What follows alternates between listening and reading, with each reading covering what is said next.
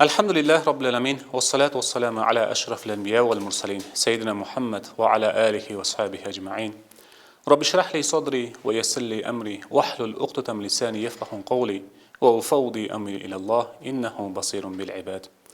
Bart neseni jaratıp gözömüldüp, özünün süyüktü kulların goldup kuvattap turgan Rabbim Allah'a özünü özü maqtaganday maqtaulар bolsun. Peygamberimiz Mustafa sallallahu aleyhi ve sellem'e salavatlar, jana salamlar bolsun. Allah Taalaga özünü özü maqtagандай maqtaulар bolsun dedik. Ankene insan balası çektelgen, akıllı çektelgen, fizyologiyalык жактан çektelgen, гигиеналык жактан çektelgen, jana başka türdü insanın organizmindeki akıllı olsun, başkası olsun, bardık çektelgen. Ankeni Kur'an-ı Kerim'de özü gölük ötüt Allah Taala. Ve hulikal insanu daife. İnsan ayay alsız jaralgan. Oşonda öyle biz dagın Allah Taalaga hiç kaçan bir özüne tatkı bolgana balda, şaykeş bolgana balda, ululuğuna, tаңазасына şaykeş bolgana balda hiç kaçan tatkı maqta ayta albayız. Ya Rabbim, özüңdө özüң kандай maqtagan bolsoň, biz dagı seni oşonday maqtayız. Kандай maqtaşты talap kılgan bolsoň, mına şunday maqta aytabız. Kандай şügürçülükti talap kılgan bolsoň, mına şunday şügürçülük aytabız. Allah Taala bizdi bul dünyага жаратып эле тим койбоду. Өзүңөр менен өзүңөр болгула деп таштап койбоду. Allah Taala bizge iman berdi, akıl berdi, insaf berdi. Бирок biz İslam dinin naşunçalık öz-özünün ajragысы bir bütünlüğü сыяктуу alışыбыз керек эле. Кээде машундай bir adatlar болот. İslam dini бул мечитке гана чектелген. Же болбосо İslam dini Ramazanda bir ay эле боло турган нерсе сыяктуу көрүнүп калган. Бирок İslam dini бул биздин жашообуздун баардыгын камтып алган, ар бир демибизде, ар бир учубузда, ар бир убакыттын тилкеминде бизди камтып турган бул бактылуулук формуласы. İslam dini bir filosofiya эмес. Жанагы Сократтын, Аристотельдин, же болбосо Канттын айтып кеткендей. İslam dini bir tarih эмес, bir tarihta kalıp ketkendey. Je bolbosо bir tarih kitepтерде жазылып эле калып кеткендей. İslam dini bir moda сыяктуу эмес, жарк этип кайра өчүп калгыдай. İslam dini бул философия эмес, же өзеки чыгарма эмес, инсандардын оозунда гана калып кеткендей. İslam dini бул бактылуулук ошол өзү. Кээде ушундай туура эмес сөздөрдү колдонобуз. İslam бактылуулук исламда дейбиз. Бирок İslam өзү ошол бактылуулук. Биз качан гана İslam менен шай турган болсок, биз чындыгында бактылуу болобуз. Биздин негизги темабыз бүгүн мына глобалдашуу заманы. İnsan социалдык жашоосунда insanlarga үлгү боло турган стандарт бул илим билим технология болуп калды. Бирок İslam dini ошол илим билим технологиянын жанында кайсы абалда турат? Деги эле İslam dini илим билим технологияга үндөйбү деген суроо кээде пайда болот. Анткени биздин жашообузда, турмушубузда мына ушундай адат болуп калды. İslam dini бул эскичилик, İslam dini артта калган, İslam dini бул пассивдүүлүк. Мусулмандар, момундар булар артта калган инсандар сыяктуу бир калыптанып калган сыяктуу. Жок, андай эмес. Эч качан. Эгерде биз момун жана мусулман деген сөздүн терминологиялык жана лексикалык маанисын карай турган болсок, амандык тапкан инсан деген, түркөлүктөн аман деген, жалкоолуктан аман деген, кембагалыктан, жакырчылыктан аман инсан деген. Ал акылмандыкта толгон бир инсан деген маани келет. Ал бардык жактан аман деген инсан келет. Бүгүн биз İslam dininde ilim bilimdin технологиясында, илим билим технологиянын ичинде İslamдын орду жок сыяктуу көрүнүп калган. Бирок эч качан андай эмес. Эгерде Пайгамбарыбызга саллаллаху алейхи вассаламга эң башында аятты байкай турган болсок, Бисмиллахир-рахманир-рахим, Иқра, окугун дейт. Эми буну кээ бир алымдар өзүңдө окугун, кайнатта окугун, ааламда окугун дей турган болсо, балким бир жагынан чындыгы бар. Бүгүн биз Пайгамбарыбыздын саллаллаху алейхи вассаламдын баштап кеткен илимге умтулуу, илимге шыктандыруу бир жашоосун өрнөк кылып көрөбүз. Пайгамбарыбызга Аллах Таала тарабынан вахий түшкөн жана Аллах Тааланын улуу калам болгон Кур'ан-ы Керим түшкөн. Ошол сүрөлөрдүн биринде Зумар сүрөсүнүн 9-аятында Бисмиллахир-рахманир-рахим, Кул хал ястави аллазина я'ламуна валлазина ла я'ламун. Айткын, эй сүйүктүү пайгамбарым, билгендер менен билбегендер тең болмок беле дейт. Албетте билгендер ар дайым даражасы бийик болот.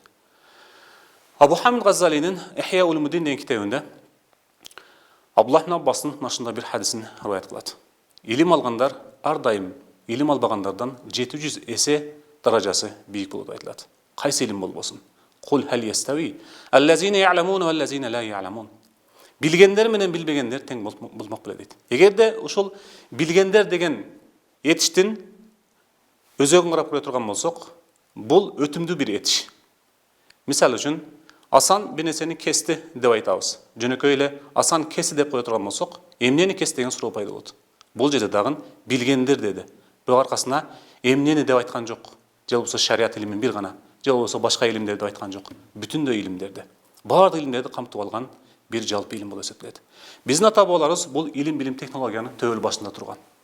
Анткени мусулман социалдык жашоосу илгертен башка инсандарга үлгү боло турган даражада, баардык тараптан, төрт тараптан үлгү боло турган даражада бир чыныгы мусулман, асылдуу мусулман болушкан. Пайгамбарыбыздын доор өткөндөн кийин ар бир убакыттын өзүнүн кызматы болот. Пайгамбарыбыз негизи инсандарды ыйман жолго, тавхид жолуна баштаган. Андан кийин илим өрчүгөн. Биздин ата бабаларыбыз илим билимдин технологиянын төбөл башында турган. Айта турган болсок, анан кийин эмне үчүн биз бул жерден артта калдык? Ошол убактан баштап эмне үчүн артта калдык дей турган болсок, анын жообудан кээ бир адамдар ушинтип айтат. Омар Абдул-Кафидин бир сөзү бар. Испания 700 жыл ислам мамлекети болуп турган. Испания 700 жыл ислам мамлекети болуп турган. Аны Тарык ибн Зияд деген пайгамбарыбыздан кийинки муундар ачкан. 3000 аскер менен Испания кирген.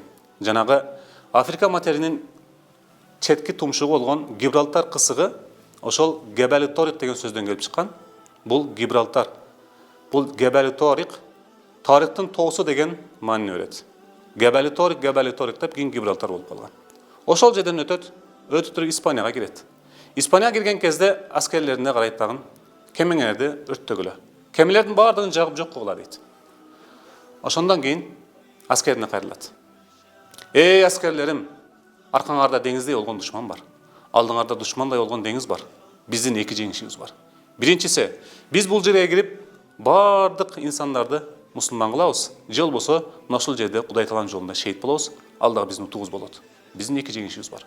Деп Бисмиллахир-рахманир-рахим деп Испания мамлекетине киришет. Ал убакта Андалус атка конгон бир мамлекет эле. Мына ошентип Зияд ибн Ториктин себебинен Испания 700 жыл ислам мамлекети болуп турган. Аны көрө албаган мамлекеттер көп эле. Европа мамлекетинен. Франциянын ханышасы Изабелла. Изабелла буну көрө албайт. Анткени мусулмандардын жер каптап келатканын ага аябай оор батат. Ал өзүнөн ушундай ант берет. Үстүмдөгү кийимимди 40 жыл болсо да чечпеймин. Качан гана Испаниядан акыркы мусулманды кууп чыкмай сайын дейт. Же болбосо ислам өкүмүн жок кылмай сайын дейт. Мына ошентип өзүнө ушундай ант берет. Бирок мусулмандарды кылыч менен жеңе албайт. Күч менен жеңе албайт. Анткени алар ушунчалык күчтүү эле. Кандай жеңет? Мусулман социалдык жашоосунда кандайдыр бир алсыз точкалары же болбосо алсыз чекиттери барбы? Ошону байкайбыз. Ошол жерден кармайбыз, ошол жерден жок кылабыз дейт. Агент жиберет, баргын. Агент, чабуулчу. Сен баргындагы мусулмандардын арасында кайсыл жери алсыз? Ошол жерди бизге айтып келгин деп айтат. Жанакы агент чабуулчу же болбосо тыңчы дейбизби? Чек арадан аттап өткөндөн кийин, Андалус чек арасынан аттап өткөндөн кийин бир жаш баланы ыйлап турганын көрөт. Жанакы таң калып суроо берет жаш балага. Эмне үчүн ыйлап атасың десе, билесиңби? Колумда бир таш бар эле, бакта эки чымчык бар эле. Экөөнүн көздөй урсам, бирөө эле өлүп калды. Десе байка агент айтат, бул жакшы натыйжа го. Колуңда бир таш болсо, бакта эки чымчык болсо, же эки куш болсо, анын экөө түшмөк беле, бирөө өчөт да.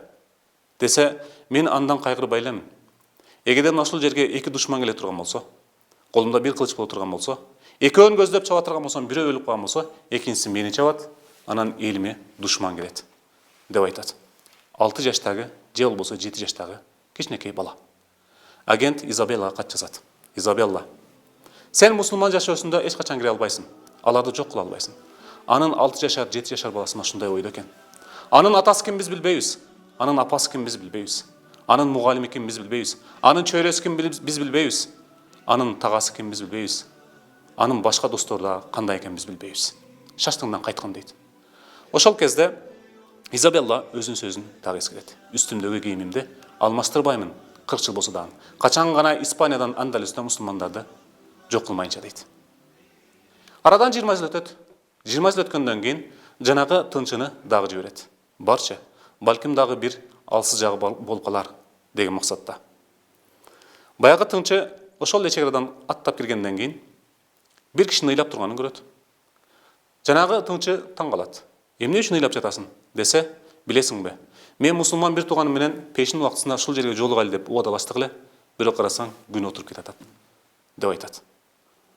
Ошол кезде баякы агент кат жаза баштайт Изабеллага. Изабелла, убакыт келиптир. Мусулмандар кайдыгер боло баштаптыр. Мусулмандар жалган сүйлөп баштаптыр.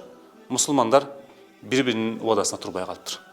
Мусулмандардын ушундай абалга келиптир деп кат жазат.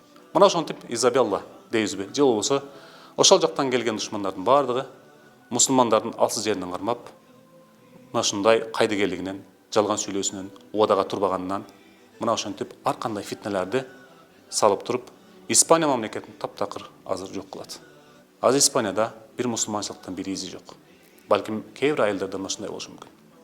Ислам жөрөлгөсү исламдат калышы мүмкүн, бирок көбүн эсе Испанияда мусулманчылык жок. Мына ошентип Изабелла киргенден кийин биздин мусулман жашоосундагы эң чоң китепкана болгон Испаниядагы китепкананын баарын өздөрүнүн тилдерине которушат. Ал жерде китептердин ушунчалык бир байма-бай китептер бар эле, илим, билим, технологиянын бардыгы бар эле. Бирок ошол китептердин бардыгын өздөрүнүн тилине которушту. Калган китептердин бардыгын жок кылышты, күйгүзүштү. Мына ошонун негизинде алар илим, билимге тое-тое канып ичишти. Андан кийин жаңылыктарды киргиз башташты. Билесиздерби? География илиминде, геометрия илиминде Пифагордун теоремасы бар. Ал теорема Пифагордун теоремасы деп айтылып келет. Бирок ошол теорема биздин заманга чейин 500-жылы пайда болгон. Башкача айтканда, Пифагор ошону менин теоремам деп ат койгон. Бирок ачейин аны колдонуп келишкен. Колдонуп келишкен атты кийин койгон. Мына ушундай эле илим, билимдин, технологиянын төөл башында мусулмандар биздин ата-бабаларыбыз турган, бирок аттарды башкасы коюп кетти. Бирок биз ошол илим, билимдин, технологиянын кайсыл бурчундабыз. Биздин ата-бабаларыбыз бул математика, бул физика, бул биология, бул геометрия, бул астрономия, бул башка илим деп караган эмес. Бардыгын логика илими деп эле караган. Келгиле, логика окуйлу дегенде ичинде бардык предметтер камтылуу эле. Келиңиздер, биз дагы бир байкап көрөлү. Ислам тарыхыбызга, өздүн асылыбызга биз байкап көрөлү. Биздин ата-бабаларыбыз канчалык даражага бул илим билимге чоңуп кетишкен. Өзүбүздүн асылдыгыбызды табайлы. Бунун дагы уландысы бар. Бардыгыңыздарды Аллах Таалам өзүнүн сүйүктүү кулдарынан кылсын, пайгамбарыбыздын сүйүктүү үммөттөрүнөн кылсын. Илим менен мушарраф кылып, амал менен музайян кылган бактылуу кулдарынан кылсын. Ассаламу алейкум ва рахматуллахи ва баракатух.